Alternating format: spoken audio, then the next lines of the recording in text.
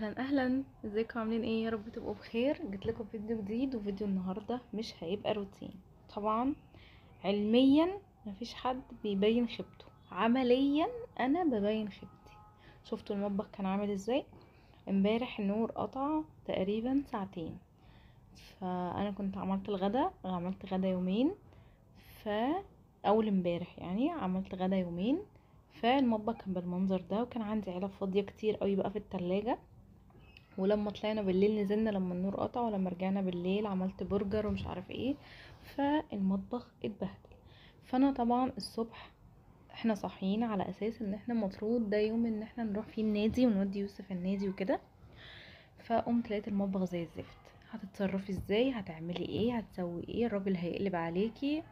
قمت طبعا بدري، ظبطت الموبايل وقمت عشان اعرف انضف المطبخ، لاني هعمل اكل قبل ما اروح النادي. هناخده معانا سانشات وكده وبتاع، فمش هعرف اطبخ، او يعني هعرف احمر واعمل حاجات كده، والمطبخ زي الزفت. فقمت بدري طبعا قبلهم عشان اعرف ايه اظبط الدنيا. المهم ظبطت الدنيا وقلت ايه، لا يا بنت ايه، لازم تطلعي الحاجة من الفريزر وتظبطي الدنيا كده عشان ايه تبقى الحاجة زي الفل. طبعا غسلت شوية اطباق وحاجات هنا لوحدي. طبعا الحوض كان مليان على اخره، وفي حاجات ظبطتها حطيتها على الرخامة يعني عقبال ما اخلص. المهم طبعا كل ده انا بحاول اسرع نفسي، يعني لان انا مش عايزاه يصحى يلاقيني بشطب المطبخ، لان هيقولي ما عملتيش كده من بالليل ليه. فمش عايزه اجيب لنفسي الكلام، هيقولي خلاص مفيش نادي، وانا مش عايزه اقعد في البيت بصراحه، عايزه انزل. لازم تقدمي تنازلات عشان تعرفي تنزلي. فالمهم قعدت اشطب بقى المواعين واشوف ورايا ايه واظبط المطبخ والكلام ده. المهم مطولش عليكم. ده جزات اللي تقعد طول الليل قاعده ماسكه الموبايل وبتسكرول على الفيسبوك وعلى الانستا والكلام ده، وما تشوفش اللي وراها. انا مش دايما بعمل كده، من نوادر لما بسيب المطبخ كده، بس بيكون عندي ظرف، يعني اللي هو مثلا نور قاطع، انا طول النهار هلكانه بصور. التصوير ده حاجه متعبه جدا والله فعلا، فبيبقى عندي عذري. فكان عندي حلل كتير ومواعين كتير هبقى اوريها لكم في اخر الفيديو. فلو وصلتي هنا في الفيديو لحد هنا اعملي لايك واشتركي في القناة، وارجوكوا بلاش تتفرجوا من غير ما تشتركوا في القناة وتفعلوا زر الجرس عشان كل ما انزل فيديو جديد يوصلكوا. المهم هنا رحت جايبه الطاسه، ويا ريت محدش يتريق على الطاسه بتاعتي ان انا مش هغيرها، انا بحبها وكبيره وبتاخد حاجات كتير. حطيت هنا زيت كتير عشان انا عايزه هعمل ستريبس، فالستريبس بيحتاج ان انا احط زيت كتير. المهم ده اللبس اللي انا كنت هخرج بيه، فطبعا ما ينفعش ان انا اتبهدلت وهدومي اتغرقت والكلام ده. المهم هنا ايه، قلت احط هنا الطاسه، وقلت احمر البطاطس الاول، لان انتوا عارفين الستريبس ممكن يغمق ممكن كذا. فقلت اعمل البطاطس الاول، انا مش بحب الزيت يقدح قوي، كده كده البطاطس دي اصلا مسلوقه نص سلقه، فمش هتاخد وقت على النار. فقلت ان انا مش هستنى الزيت يسخن وهننزل بيه على طول، وهي مش هتاخد وقت. انا هتقولي لي جبت حاجات جاهزه ومش عارفه ايه، جبت حاجات جاهزه عشان انا الصبح ما كنتش عايزه اقف بقى واقعد اقشر بطاطس ومش عارف ايه. المهم هنا بقى ايه، جهزت الحاجه اللي انا هاخدها، وده الشنطه الحراريه اللي انا بحط فيها الاكل عشان يفضل سخن وما يبردش مننا. انا عارفه ان الجو اصلا مش مستاهل، بس برضو المهم احنا بنروح النادي يوم في الاسبوع عشان خاطر يوسف. لازم يبقى في نادي، سواء بول بقى يعني نزلنا بسين، او رحنا قعدنا عادي لعب في الجاردن او الكلام ده. هنا كان يوسف كان صحي وكان عايز يفطر، فطلعت له مولتو كده عقبال ما انا اخلص. المهم ف فلازم الاطفال يبقى ليها يوم في الاسبوع تخرجوا باقل امكانيات. عايزه اقول لكم ان انا تقريبا النهارده ما صرفتش اي حاجه. هتعرفوا ليه في الفيديو، كملوا بس معايا الفيديو للاخر. انا عملت اكل في البيت، كلفت وجبت من بره، بس يعني كيس الاستريبس ده كان بكام؟ ب180. كيس البطاطس بكام؟ كان تقريبا ب25 او ب30. يعني قولي مثلا يا ستي 200 جنيه اكل. العيش بكام؟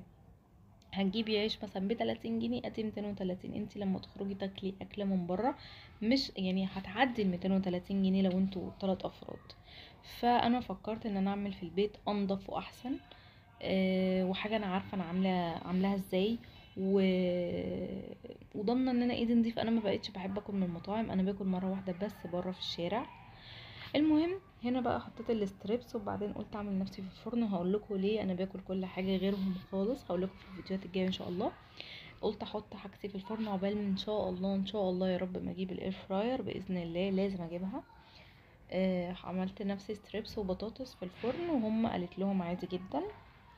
المهم هنا بطلع الستريبس على شبكه عشان انا مش عايزاه يبقى طري، لان هم طبعا بيحبوه مقربش، والستريبس معروف ان هو لازم يبقى مقرمش. فبخليه يصفي الزيت بتاعه على المصفى عشان ما احطوش على مناديل ويطرى، مع ان انا لما حطيت البطاطس على مناديل ما طريتش، بس هي يمكن عشان هي اصلا كانت مسلوقه في الاول. المهم ايه، حطيت تاني، انا حسيت الكميه دي قليله، لان هقول لكم على حاجه، ده فطار وغدا وعشاء، يعني هما مش هياكلوا تاني غير الاكل ده. تمام. هنا ايه، قلت بقى اجيب الخلطه بتاعت كنور دي بتاعت البطاطس، واحطها على البطاطس، وابتدي ان انا ايه، ابهر البطاطس. وهجيب بقى العيش والستريبس، وابتدي ان انا اعمله سندوتشات، ومش هحطه في علب عشان انا من الموضوع مش مستاهل علبه. وبعدين كمان مش هحط كاتشب ولا هحط مايونيز ولا هحط اي حاجه خالص، لان الجو حر وانا مش عايزه الستريبس يطرى مني. الكلام ده لو هم هياكلوه في ساعتها ممكن احط، لكن لو هم عايزوا ممكن نشتري كاتشب. انا ما عنديش كاتشب اكياس صراحه، عندي اللي هي العلبه الكبيره، فاكيد مش هاخدها معايا يعني، مش عايزه اشيل حاجات كتير. ف ممكن نشتري بقى اكياس من تحت البيت او كده. هنا كنت خلاص بعمل سندوتشات، وفضل ساندوتش واحد، قلت مش مشكله خلاص، اصلا يعني انا مش هاكل معاهم، هما بس اللي هياكلوا الكميه دي. جبت بقى اكياس تلاجة عادي، وقلت ايه، احط كل اتنين مع بعض عشان انا مش عايزه الحشو يقع منهم، وفي نفس الوقت مش عايزاهم يخشوا على بعض ويعجنوا الكلام ده. فقلت ايه، هعمل كل اتنين مع بعض اسهل واسرع يعني. تمام كده. المهم فجبت علبة، وقلت بقى احط فيها ايه، البطاطس، لان انا مش عايزه احطها في كيس مش هينفع يعني، فبالنسبه لي العلبه احسن. فجبت البطاطس كده، وفضيت بقى كل اللي فيها بالتوابل بكل حاجه، وقلت برضه ارش عليها بهارات تاني فول، ان هما بيحبوا البهارات دي قوي، وبالمره ارش على بتاعتي كمان لما تطلع من الفرن.